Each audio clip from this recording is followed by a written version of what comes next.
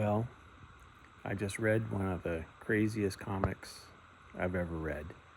It's Brave and the Bold number 124, Batman and Sergeant Rock. Now, the crazy part isn't that it's Batman and Sergeant Rock, considering they live in two different eras. Of course, Batman was around during the Second World War, in first appearance of the old Earth 2 and all that kind of thing.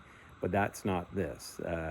This is taking place in the regular continuity, what it was called back then, Earth 1.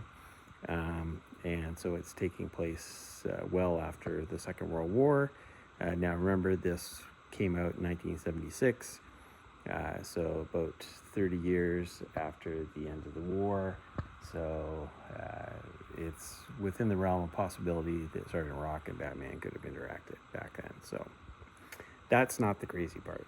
But you can see from the corner, or from the cover here, that something weird's going on, because that's actually Jim Aparo, the artist, who is on the cover, and something like that, not exactly, but something like that actually happens in the issue. So it's written by Bob Haney, drawn by Jim Aparo, and that's very important because it ends up that Batman and Sergeant Rock are looking for some bad guys who are running guns, and it ends up that the bad guys get so concerned they go after Jim Aparo, who's writing the story, and try to get him to draw something that will be better for them.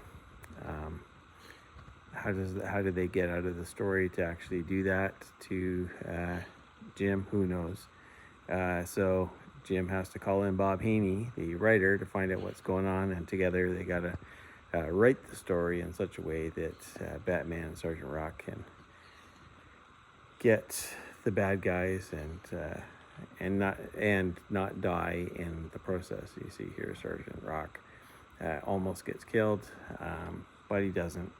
So that's good. So it's a crazy story.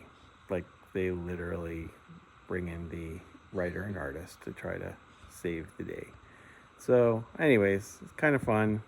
Wouldn't want to read a whole bunch of comics like that, but it was something different, something I didn't expect. So that's Brave and the Bold number 124. Visit me at stephenjbedard.com/comicbookgeek.